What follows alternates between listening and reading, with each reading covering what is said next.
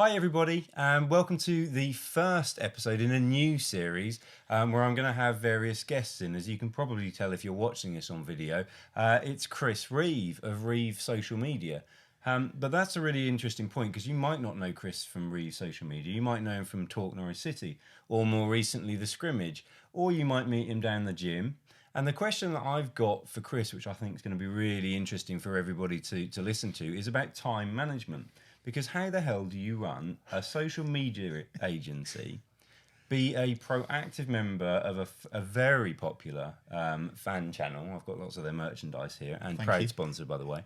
And, you know, all the other bits and pieces, keep your fitness together. You've now recently been asked to do every Monday on The Scrimmage, Radio Norfolk. If you don't know local media, that's quite a big deal for Norwich City fans. There's a lot going on. So how do you do it? That makes me sound completely insane.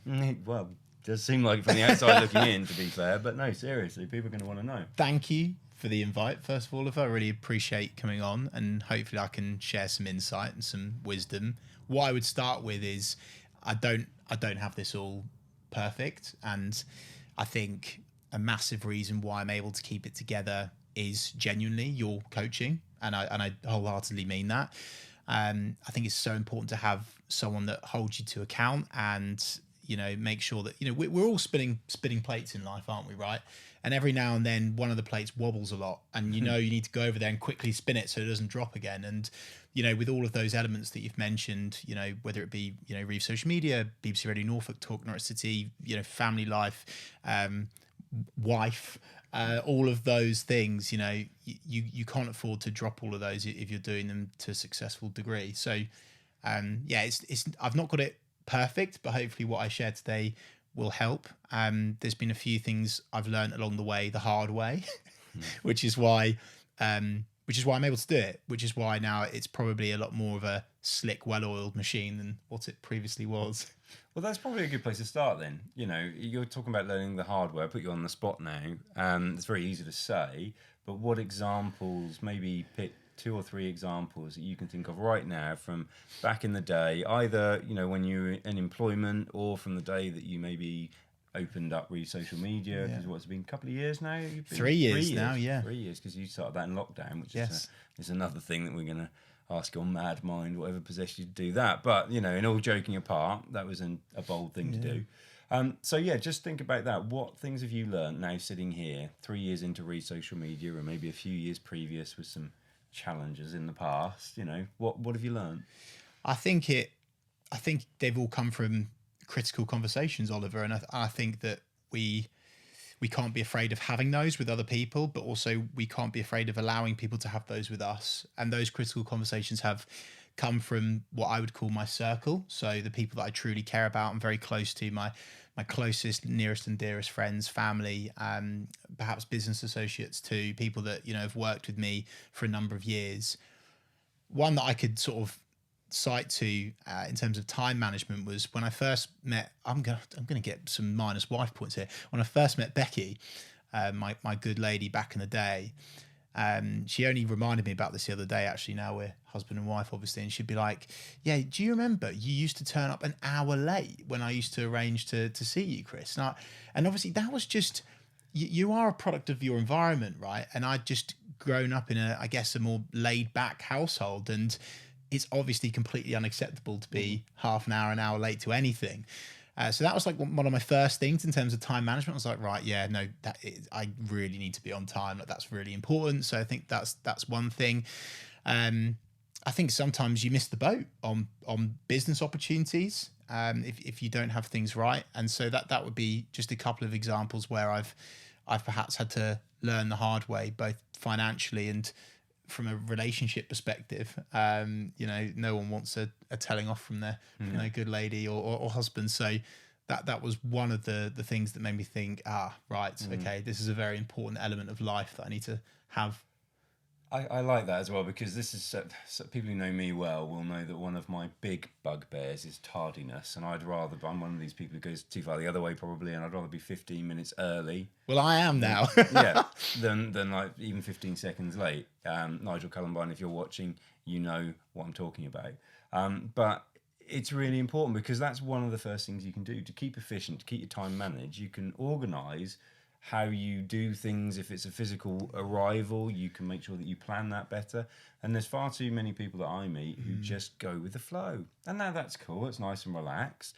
But as you get busier and busier and busier, that becomes more and more problematic.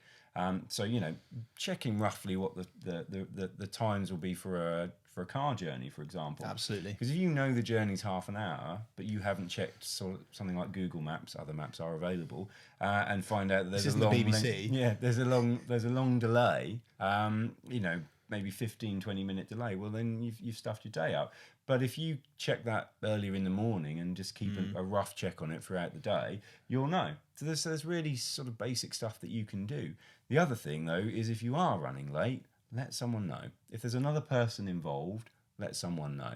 So that's just a little couple bugbears that I picked up out of that. But from a time management point of view, you've obviously realised that if you leave things too late, your day can run on very, very long, can't it? Yeah, definitely, Oliver. I think the other thing that I would say is I've had some extremely embarrassing moments in my career where I've just simply committed to too much, and I've just been, and I'm sure a lot of people watching this will say the same thing. Sometimes we say yes, well, actually, often we say yes to so many things that we can't truly commit our full energy and time to, and even if you turn up to something and you're frantic and you're not mentally at it, people will see through that straight away and they'll be like, he's all over the place.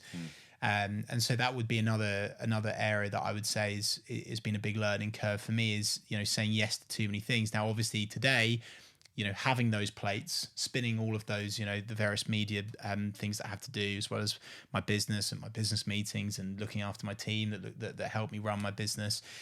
Obviously, I've developed skills and tools and strategies for that now, but those are the things I would have really loved to have known a lot sooner.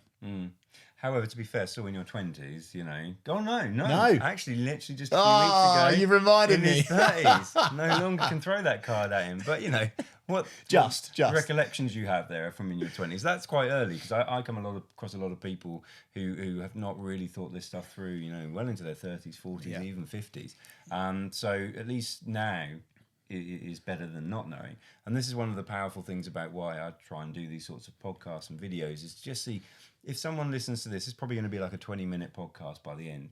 And if they get just one little bit of information that's relevant to them, well, that's something that they've got earlier than they probably would have stumbled across or found out by accident. And learning from everybody else's sort of failings and how they then dealt with that, and basically the feedback that life has thrown them is massive. So no, that's an absolute, the power of no, and then also how to say no. There's like a separate part to that, because just saying no, that doesn't work.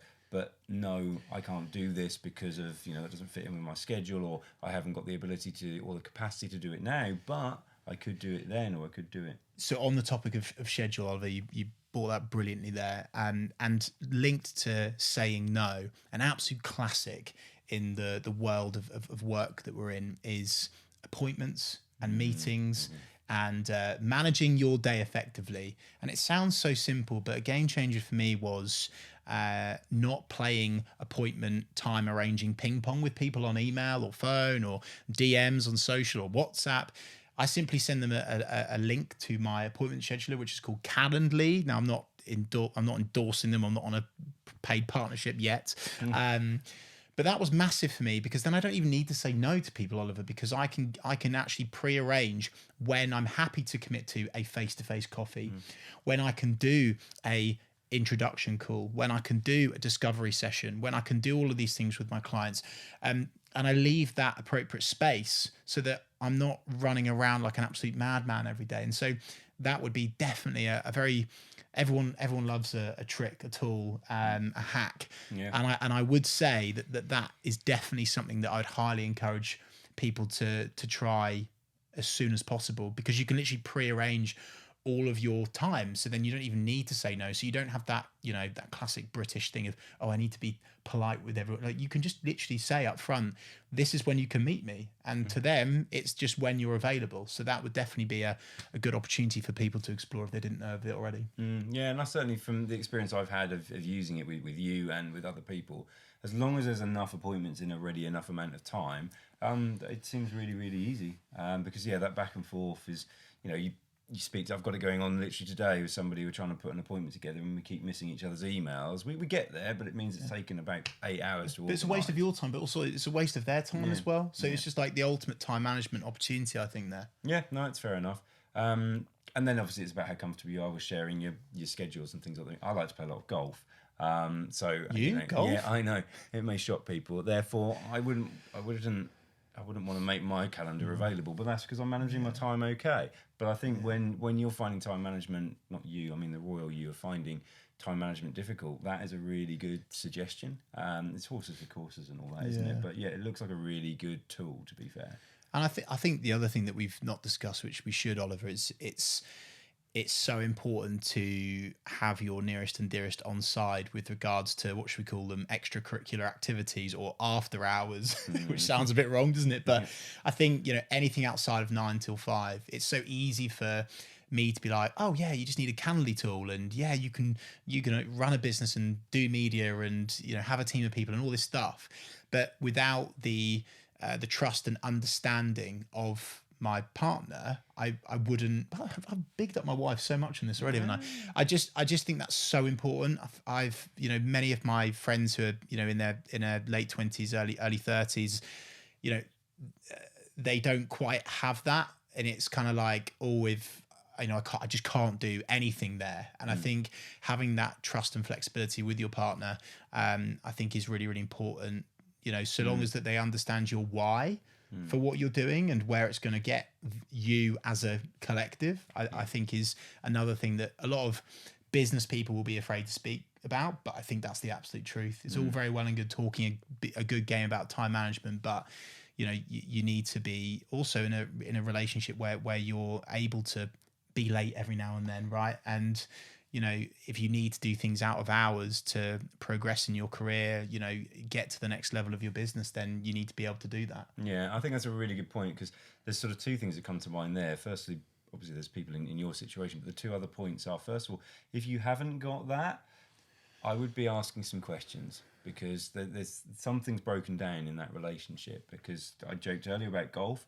My wife is remarkably flexible. I think possibly she goes too far. I get away with murder. What does that tell you? Does she want you out? Yeah, on the golf course? maybe there's that. There is a health warning that comes with it.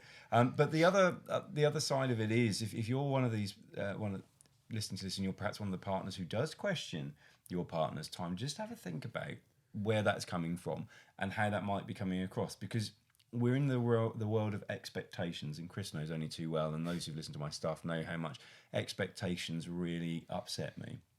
I didn't use a swear word there, because they're toxic.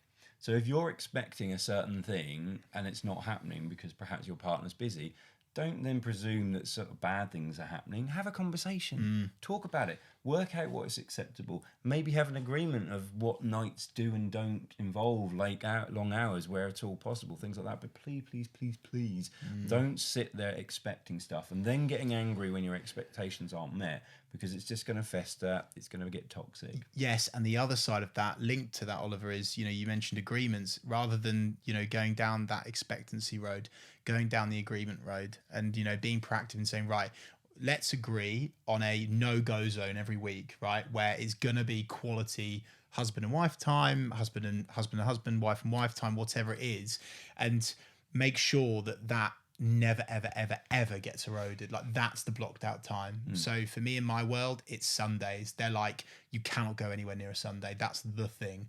And so, yeah, that would be, I didn't really expect to come on here giving relationship advice, but I do think it leaks into the world of work, right? Because Massively.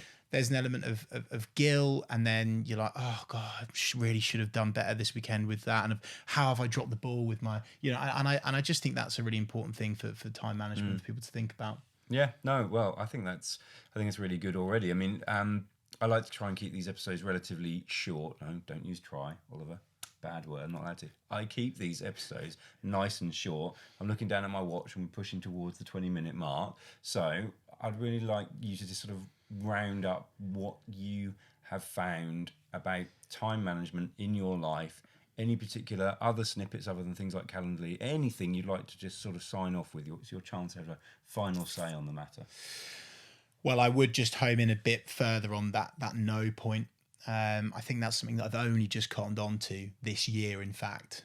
Saying no to actually unlock more time, which sounds counterintuitive, but like that, let's do that more, you know. And most people understand that. You know, recently I had an event that I'd committed to, and I just said, do you know what? I can't do this. I'm burning out. I'm struggling to commit to it. So I'll be really honest with you. I can't attend. And the recipient of that information was like, oh, do you know what? Yeah, fair enough. Absolutely. So most people are reasonable if you just say no sometimes. Yeah. So that would be definitely something. And then also you can judge when you're being overstretched. You can feel it. Do not continue on. The amount of people, Oliver, I speak to, you know, colleagues, business associates, clients, and you can see it in their face. Oh, they're like, oh God, yeah, just another week, and you know, of me. And I'm like, well, why are you not doing anything about that? You know, and that's obviously where the power of coaching comes in, and other opportunities like that. So that would be the other things that I would bring up for people to focus on. Excellent. Okay, well, I hope that's been a good first episode for everybody. With this series is going to sort of run now, so it's quite possible that I'll have Chris back on in a few months' time. So if you want to ask us any questions, by all means do. If you want to reach out to me and or Chris about anything on here to discuss it further, then by all means do. These will be posted both on YouTube and on LinkedIn and all your various podcast platforms. So I hope you've enjoyed it. And I look forward to speaking to you and possibly you seeing me, depending on which platform you're on, in the next few episodes.